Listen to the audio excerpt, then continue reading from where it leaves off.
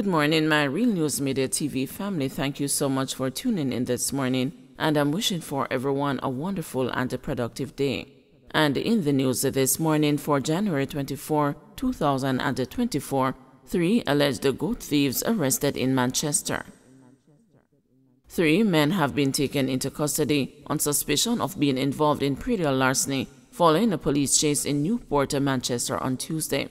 A police source said about midday, a team was on patrol on Troyes Street when a Toyota Axia motorcar was observed driving in a manner that aroused the suspicion. The vehicle sped off and was chased by the police. The vehicle was subsequently intercepted. 3 men were seen aboard the vehicle. During a search, a ram goat was found hidden inside the car. The men were arrested and brought to the Manville police station lockup. Murder accused Julian Silvera sent for court Thursday. Former Member of Parliament Julian Silvera, who is charged with the murder of his wife Melissa, is scheduled to make his first appearance in court on Thursday. The news has been informed that the Director of Public Prosecutions is expected to enter a voluntary bill of indictment, transferring the case from the St. Andrew Parish Court to the Home Circuit Court. Mr. Silvera was charged on Friday following a 2-month-long probe into the sudden death of his wife at their home in Stony Hill, St. Andrew. It was initially reported that Mrs. Silvera died in her sleep on November 10, but a post-mortem later revealed the presence of bullet fragments in her body, prompting a murder investigation. Investigators made a breakthrough in the case last week after ballistic tests allegedly linked Mr. Silvera's licensed firearm to the shooting. Deputy Commissioner of Police Fitz Bailey indicated that other charges are pending against the former MP. U.S. visitor getting care after mental breakdown at the Saxor International Airport. A United States visitor is receiving medical attention after seemingly suffering mental distress at the Saxor International Airport in Montego Bay on Tuesday morning.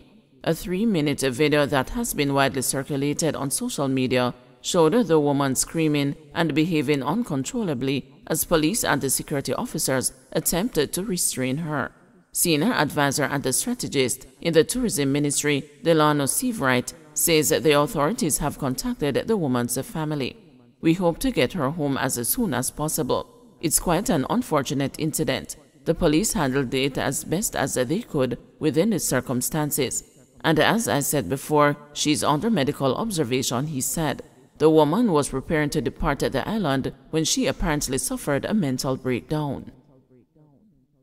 St. James, a wanted man linked to murders and the shootings charged.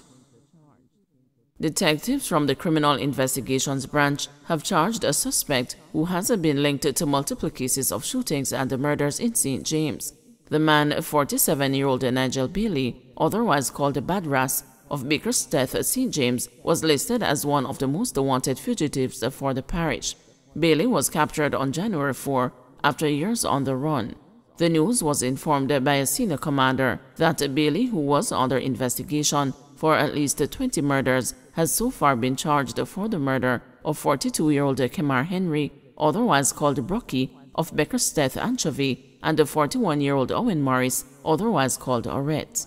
Henry was shot dead on December 10 last year at a bar in Bickersteth, while Morris, a chef, was fatally shot on Tank Road, Cambridge in October last year. Bailey, who fled St. James during a major police manhunt, was captured by the St. Catherine Police. He was charged Monday after warrants were served on him by the St. James Police. The police say Bailey is a former member of a notorious gang in St. James. Police search for lifeguard accused of sexually assaulting child at a beach park. The St. James Police have launched a search for a lifeguard following allegations that he sexually assaulted an 11-year-old girl at a beach park in the parish on the weekend. It is reported that the child and her mother went to the beach on Saturday. It's alleged that the lifeguard sexually assaulted the child while giving her swimming lessons. She reported the matter to her mother, who confronted the lifeguard. He reportedly grabbed his belongings and left the beach park before the police arrived on the scene. No scapegoating of interdicted employee. The National Environment and the Planning Agency on Monday broke its silence on the decision to interdict the employee who uncovered the development breach at the controversial apartment complex on Charlie Mount Drive in St. Andrew. The employee, identified as Ryan Henry, was placed on interdiction on January 17 with 80% salary pending the outcome of an internal investigation.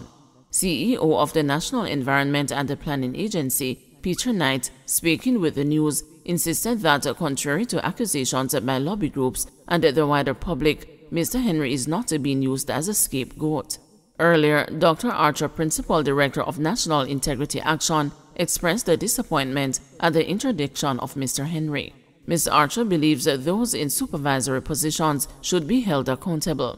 I've had a look at the alleged letter, and whilst I understand that they're seeking to do investigations, the tenor of the letter suggests that their position is that which the person has done has brought the entity into disrepute.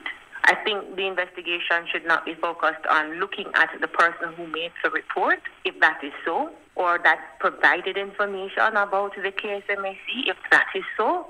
I think the position should be that somebody should have taken responsibility for what has been going on and ongoing at the entity. Founder of Jamaica Environment Trust, Diana McCauley, also questioned whether the reported breach was reviewed by any senior official at NEPA. And whoever did the review, they have their authority to decide whether a prosecution should go ahead. And if they didn't, who did they refer it to? And when, I sat on NRCA board twice. A long time ago now, I concede that, so many things should have changed. But decisions to prosecute were not taken at a junior level then. Most of them came to the board. So that's what really I want to know. Who took the decision not to prosecute? Or was it a question of the file just languishing, which is an equally likely scenario, that the reports were sent in, they were put on a file, and just no action was taken. But Mr. Knight said while Mr. Henry identified the breach, no other senior official was aware of the contravention. Henry, he said, spent 10 months saying there was a breach, but according to him, the officer failed to follow up on that observation by escalating the matter. The officer was assigned spent 10 months saying that there was a breach. Each of our officers has a field book. Each of our officers has a site notice book. And each of our officers knows that if there are breaches identified, that there is a process to follow. One thing triggers another, and it is escalated when you do your job and you escalate that matter. Nothing like that happened for 10 months. Nadine Robinson, Director of Legal and Enforcement at NEPA, who also spoke with the news, said that the officer now on interdiction should have issued a site warning upon identifying the breach at the Charlie Mount Drive, but that this was not done. Once it is that you see a breach, the procedures require you not to write that there is a breach and then walk away. You are issued a site warning notice book, and you are expected to issue a site warning upon observing any breach. And that is the failure that we recognized in the process. So we do acknowledge that the process broke down, and that is the reason for the investigation. The parliamentary opposition has also expressed a concern about the interdiction of the NEPA employee, Ryan Henry, who reported the breach related to the property at 11 Charlie Mount Drive. Senator Sophia Fraser-Binns, Shadow Minister for Environment, said the interdiction of the officer raises questions about the potential repercussions for whistleblowers or those seeking to expose the breaches of law. She added that this interdiction, coming on the heels of the ruling by the DPP that it was no longer possible to prosecute anyone for breaches under the NRCA Act in relation to the housing development, leads the public to question the integrity of the regulatory body.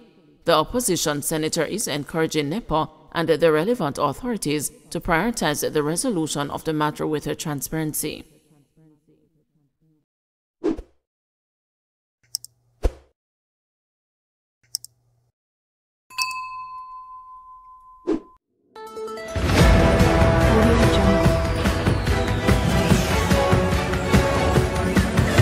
Audio